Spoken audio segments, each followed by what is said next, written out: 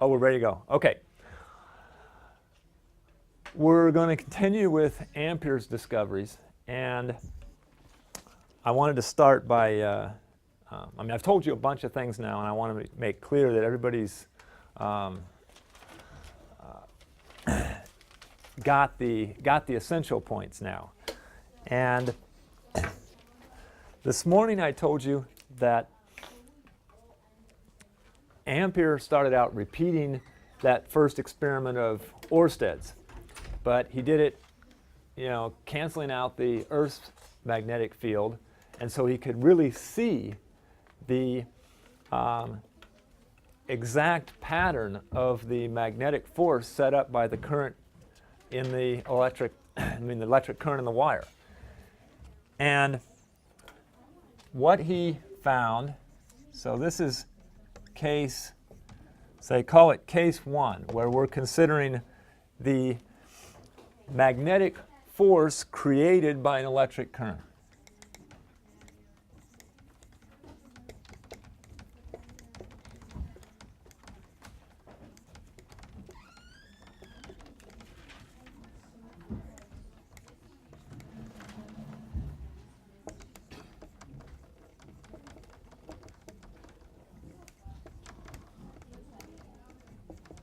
And what Ampere came up with was a right-hand rule to tell you exactly what the direction of that magnetic force will be. And so let's just say, abbreviate right-hand rule as RHR. So this is right-hand rule number 1. And that I gave you this morning in your, I won't bother to write it down again, but it is, you point your point your thumb in the direction of the electric current, right? And your fingers curl around in the direction of the circular magnetic force created by that current. So anytime there's a current through a wire, it creates a circular magnetic force around that wire. Now, yeah? Wait, are you using your hands as an example, or does your hand just do that? Okay, I'll just, let's say here's the wire in the direction of this felt marker, and the current's going in that direction. Okay, if I want to know, well, what's the magnetic force created by that current? I just point my thumb in the direction of the current. My fingers wrap around this way, right? So that means the magnetic forces are in a circle around the wire in that direction. Oh, okay. Now, what does that mean to have, when I say magnetic forces are in a circle around the wire?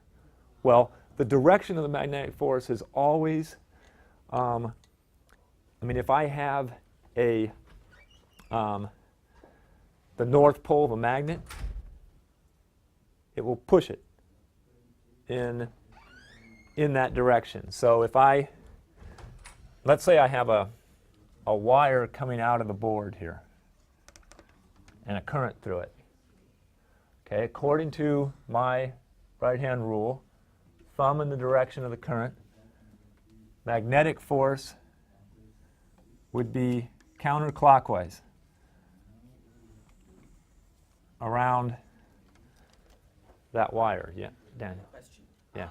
It would go this way. So why wouldn't the top one point north and then the second one point west? Instead of at the top of the wire, it's already starting on west. Why is that? Oh, you mean Ørsted's case? Ørsted's first experiment you're talking about? No. Wait. What? Okay, you gave us the big south magnets and the big north magnets earlier. Oh, yeah. At the Yeah. surface. And then the wire would come out this way. Yeah. And then the magnet north of the wire would be pointing west, is what you said. Right. Why doesn't it start at north up top and start there instead of why isn't the north on the top? Because wouldn't it? Oh, I was start just from canceling this- out the Earth's magnetic field. Okay, that's all those magnets were for that I drew. I understand. Yeah. But wouldn't the top wouldn't have to start at north to go like this, or something? Well, I mean, in that case where you've canceled out the earth field, okay, so before I start the current in this wire, I've got no magnetic field at all. So if I have a compass here, the needle could be pointing in any old direction. Okay, as soon as I turn this current on, though, It's gonna start going this way. it's going to point that direction.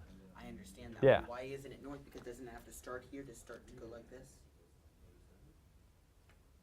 Well, it could be, like I say, I mean, I don't know what direction the needle would start out in this case because there isn't any magnetic I just force. don't understand Oh, why it's already on west when it should be starting to go west as far as the clockwise.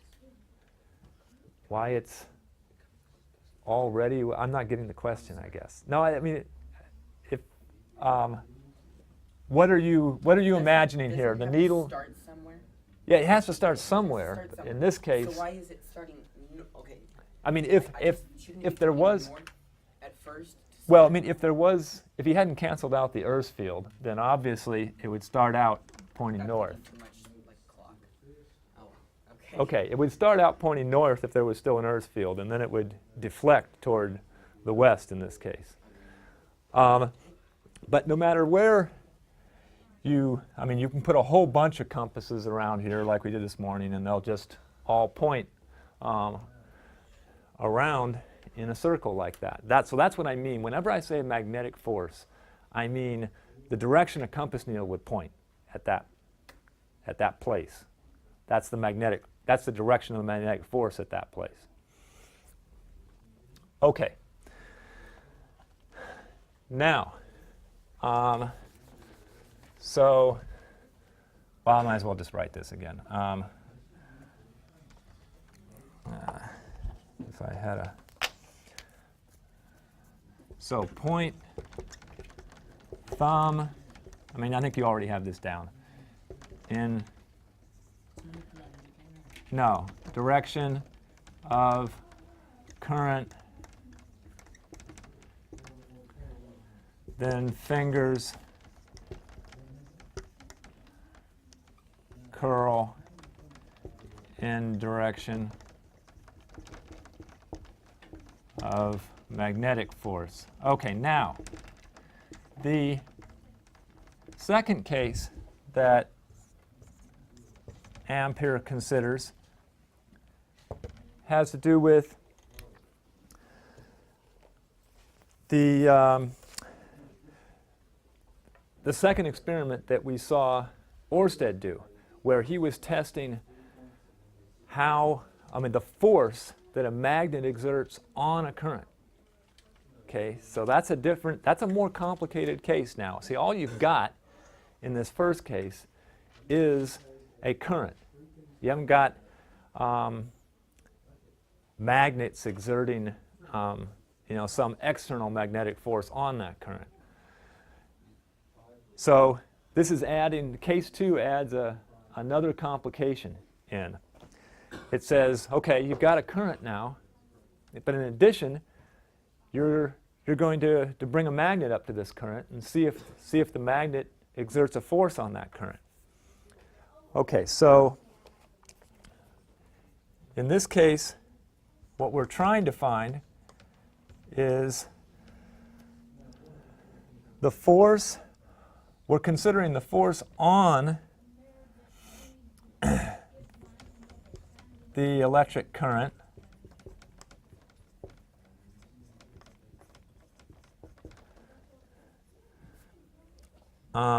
exerted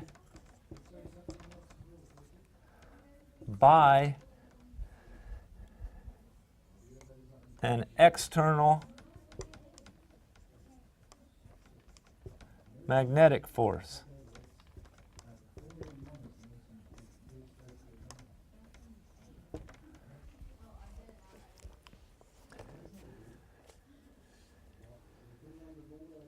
Okay, so you remember what, if you have say a wire here, and you have,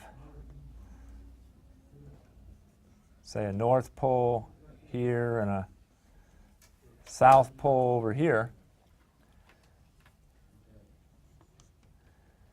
And the current in that wire is, say, going up in this case. What Oersted found was that in this case, the wire would be pushed into the board. Remember, he just had a current through a wire, and the wire was movable, and then he used his horseshoe magnet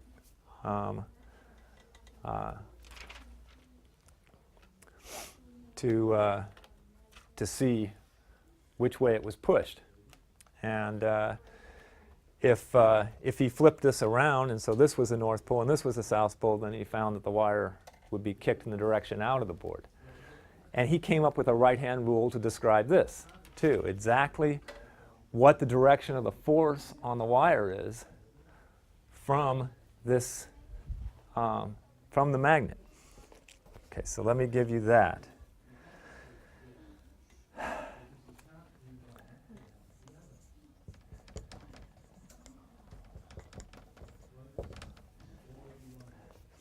Okay, in this case, yeah, Nick. Anything happen if you took two magnets on either side of one, so that north and both north poles were on either side of the wire?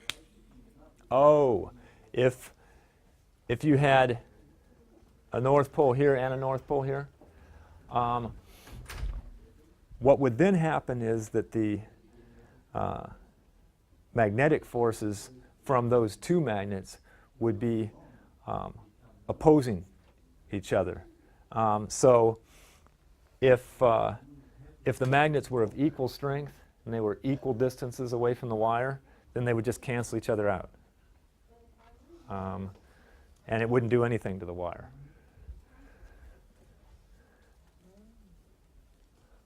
Okay, so here we go. Here's the second right-handed rule that Ampere came up with. This time, point your fingers in the direction of the current.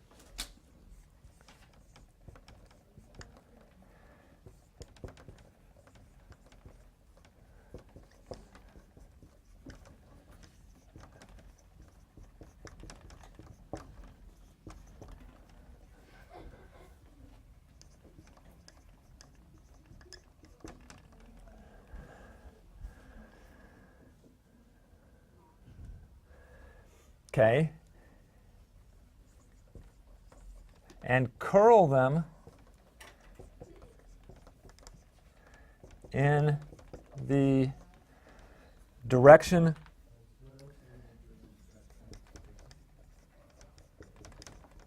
of the external magnetic force.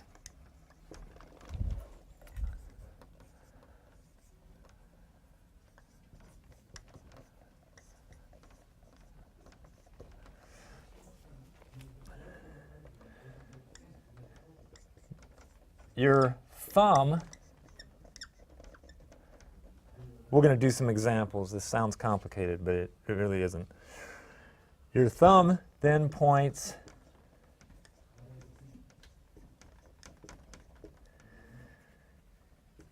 in the direction of the force on the current.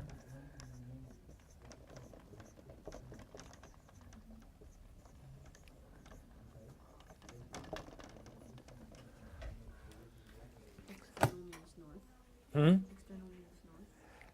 External means the direction. Yeah, actually, the way this goes is that the magnetic force goes from a north pole to a south pole.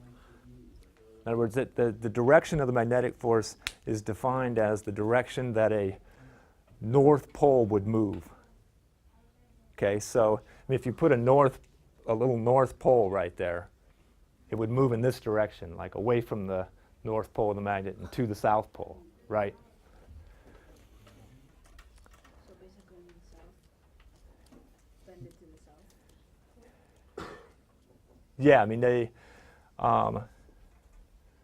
direction of the magnetic force is always defined as the direction that a north pole would move.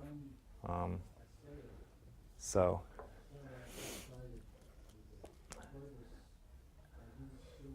okay, so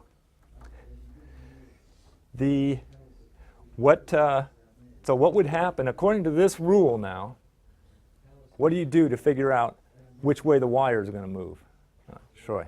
You'd hold your fingers like that way, Okay. and then you'd have, you'd curl your fingers this way because that's the, Okay. and then your thumb's pointing downward, so it will go down. Right, right. So you point your fingers in the direction of the current, you curl them in the direction of the external magnetic force, then my thumb is pointing right into the board, which is exactly how that wire will move. So wait, the wire's right here and you're pointing like this, or you're pointing like this? I'm pointing fingers up in the direction of the current, It's like this. okay? Then curl in the direction of the magnetic force from the magnet. This is the wire. You're using your right hand, right? Okay. Okay. Okay, now, see, Go from north to south. If you go this way, it's south to north, right? right. So that's not right. So you have to go this way. Now, it's best not to, if you find yourself actually twisting your hand off trying to do this, you're doing something wrong. See, if you started out with your hand like this, say, okay, point your fingers in the direction of the current, and now I'm supposed to curl in the direction of the magnetic field. Well, that would mean I have to curl my fingers backwards. That hurts. Okay, that's not good. So obviously you've got your hand the wrong way. You need to turn your hand around so that you can actually point your fingers in the direction of the current and still curl in the direction of the magnetic field. Okay? So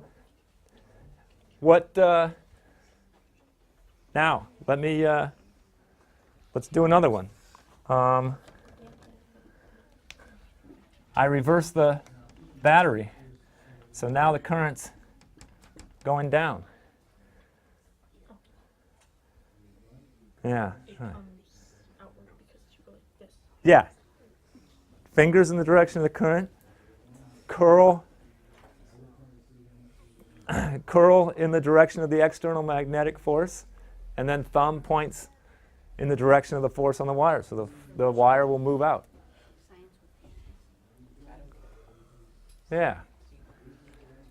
And it works every time. Okay, it's a handy little rule.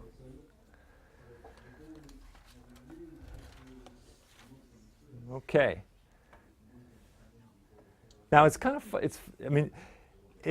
it's a handy rule, but at first it may be a little surprising that the force on this wire is in this crazy direction. It's not in the direction of the current. It's not in the direction of the external magnetic force. It's in a third direction altogether, perpendicular to the other two. So,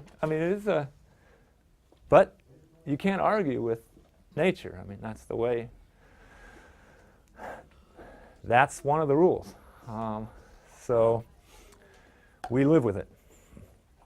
Okay. And Ampere is the one that put it in this general form and really understood it for the first time. Does Troy. Ampere try to explain why this happens or not? He never comes up with, well, he does, actually that's wrong. He does have a theory. I'll tell you a little bit about it. And the theory doesn't come until he makes some later discoveries, which we're probably won't get to until next week. But there's something right about it and something wrong about it. So it's partly correct. But there's a really important idea in the theory that's absolutely right. Okay.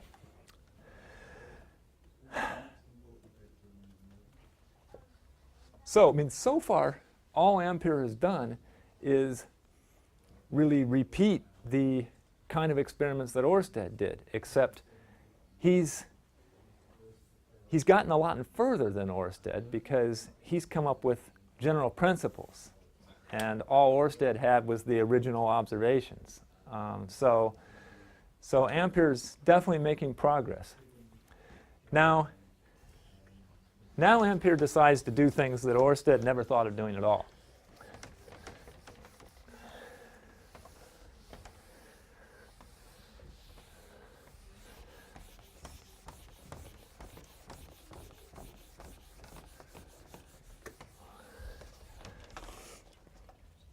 And the next thing he thinks of doing is, well, so far all I've been talking about is straight wires, right? Well, wires don't have to be straight. You can bend them any shape you want. And Ampere thinks of taking a glass tube, wrapping a wire around it, making a coil of wire. Okay, so let's think about what the magnetic force would be if you had a coil of wire. Now, so let's say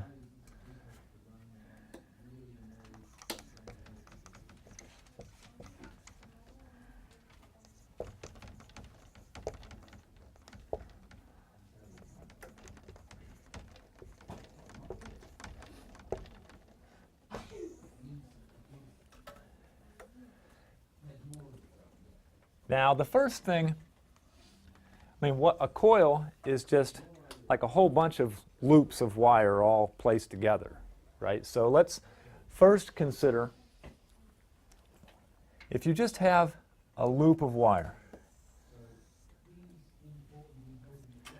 and let's say you have a current going around it. Troy. Is this like one coil or is it like connected? Yeah, it's connected. I mean, the whole circuit would be something like this. If you have a battery,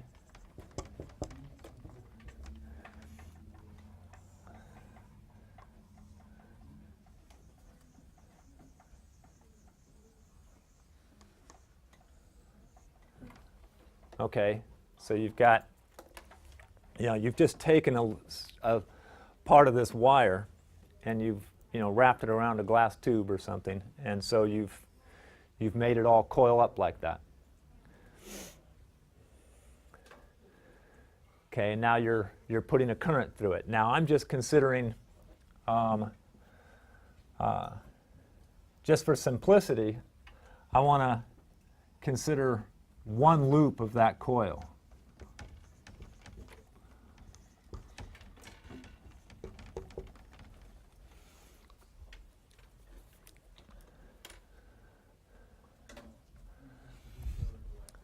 And let's say the current is going around counterclockwise, as I've indicated in my picture. Now, what is the direction of the, I mean, we know that there's a magnetic force created by a current, right? So what's the direction of that magnetic force? What is it right here, say? Think about this current going in this direction. What's the magnetic force? Is it pointing right, left, into the board, out of the board?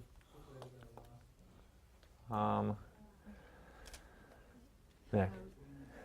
It's pointing out, right? All you have to do is put your thumb in the direction of the current, and your fingers curl. And And- whatever way your fingers are pointing, that's what it's going? Yeah, I mean, if I want to know, for instance, where the magnetic, what's the magnetic field direction here, okay, above the coil, into the board, right? On the inside of the coil, it's going to be out of the board. Oh, so then the wire's coming out. Oh. See, because the magnetic, what's going to happen, you've got this current going around in this loop, and it's going to set up a circular magnetic field around that current, right? So here, let's mark, let's say into the board, I mark with an X. Out of the board, say I mark with a dot. Okay?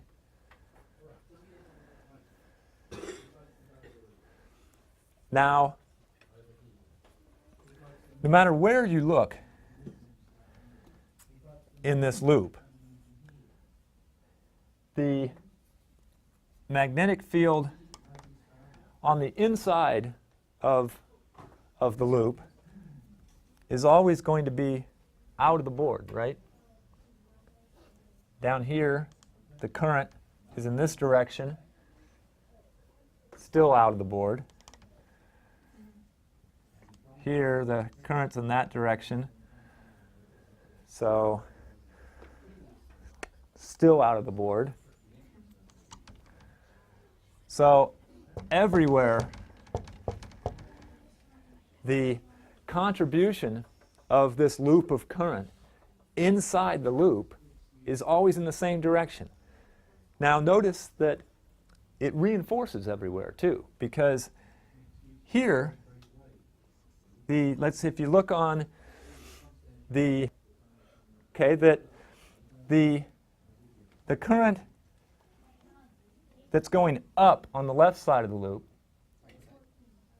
okay, or the right side of the loop, will tend to cancel the contribution from the current going down on the other side of the loop when you're outside the loop. Okay? But when you're inside, all of the parts of the loop are creating a magnetic field that goes in the same direction. So what ends up happening, Ampere realized, is that you get a pretty strong magnetic field inside the loop and a weaker magnetic field outside the loop. I keep slipping and saying field when I mean to say force. I haven't told you about fields yet. So you get a magnetic force inside this loop that's all pointing in the same direction, and if the current, say, is in this direction, you would get a strong magnetic force inside your loop in that direction, toward the right as I've drawn it. Now, well, as I've drawn this, the current would be going counterclockwise. And so you're going to get, it's just like taking this loop and turning it 90 degrees, right? So, I mean, this is, I mean, all I did here was consider one little loop of this coil, right? So, we determine magnetic force out, in this case. Well, if you put, 100 of these loops all side by side, all with their counterclockwise currents, every single one of those loops is generating a magnetic force in that direction, and they're all adding up together to give you a magnetic force that's 100 times greater. So here, Ampere, using this first right-hand rule of his, figures out that a coil of wire with a current through it behaves exactly like a magnet.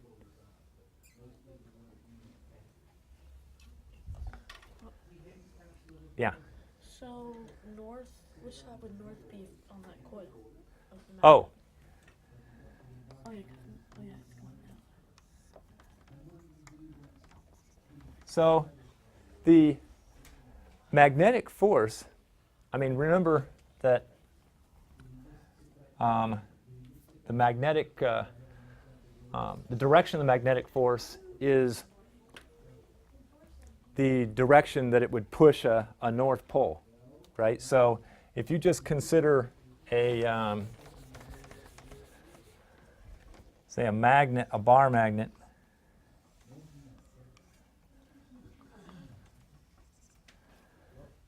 what's the direction of this magnetic force? Well, it's into the South Pole, and it's away from the North Pole, right? Because if you put a North Pole here, this North Pole is going to push it away, right? Whereas if you put it here, it's going to attract it. Does that magnet on top there indicate inside the coil? Because if so, I think it's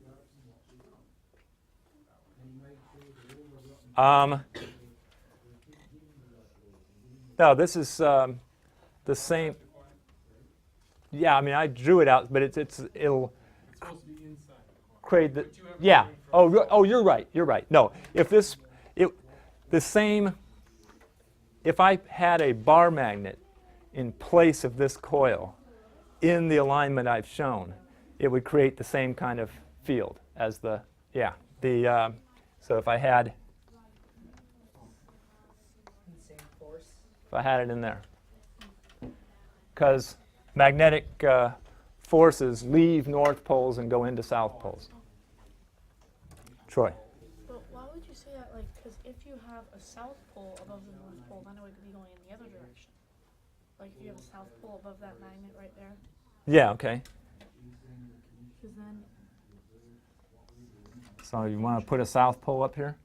isn't it is the force isn't it being attracted to the north pole? Yeah, but the question is, if I were to put, say I have a long skinny magnet here that's free to move, and this is its north pole, which direction is it going to move? It's going to be away from this north pole, right? So that defines the direction of the magnetic force. I mean, by definition, it's the direction of the magnetic force is the direction it pushes a north pole. Okay?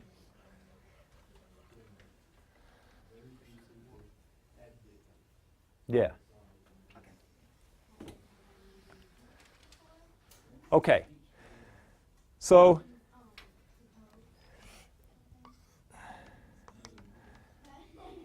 if you have a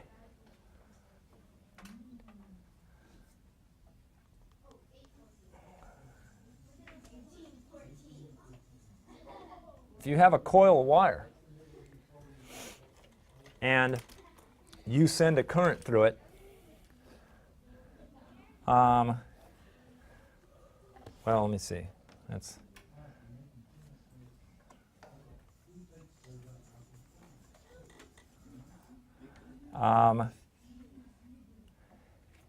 you send a current through it counterclockwise.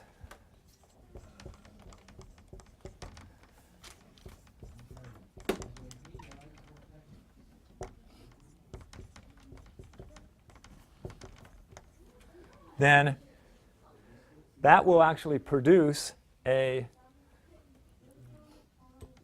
magnetic field, magnetic force, just like this bar magnet. And you can understand that just with that first right-hand rule of amperes. If you can convince yourself that each loop is producing a magnetic force in this vertical direction as I've drawn it, and so you get the exact same kind of magnetic force from this coil that you get from the bar magnet. Nick. Counterclockwise is if you were looking up or down. Oh, I was thinking of the current going this way up the coil. Okay, so counterclockwise up the coil. Hmm? Yeah, right, okay. Right, exactly.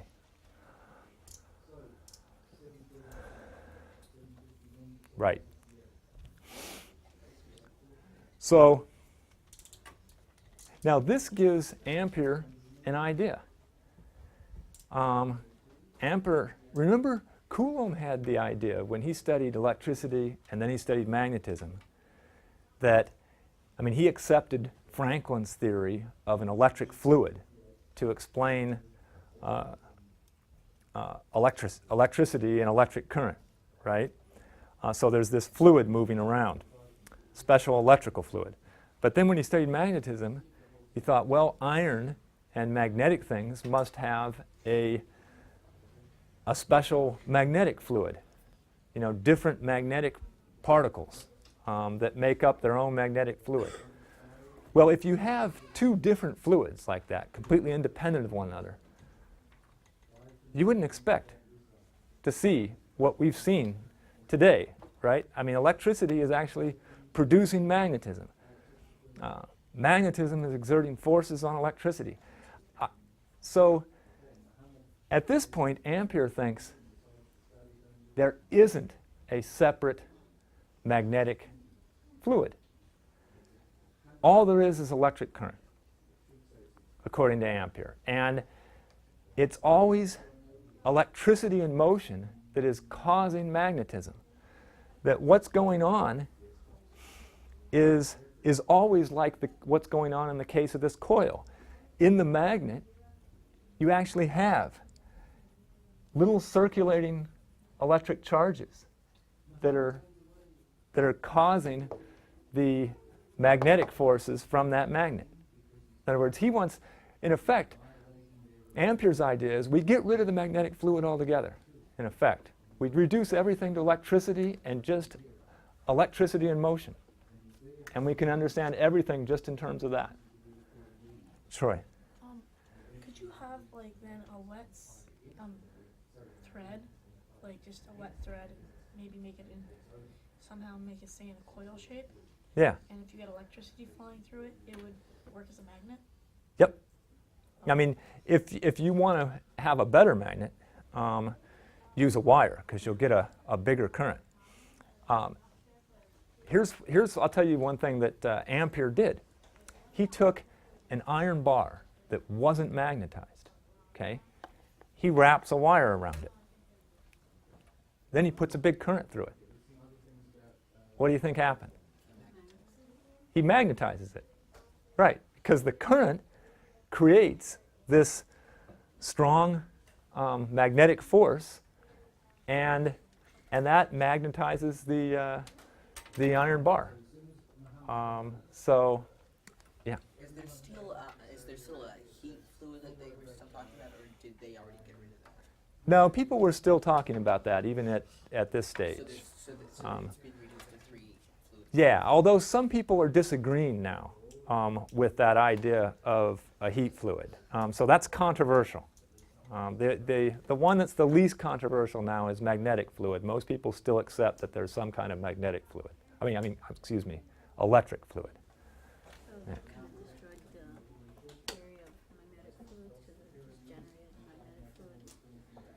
Yeah, well, what the idea that Ampere really destroyed was the idea of a magnetic fluid that is completely separate from the electric fluid. There's still part of Coulomb's idea that turns out to be right, that there are little magnetic particles. So it's just that those little magnetic particles now he views as little circulating electric charges. Okay, more next week.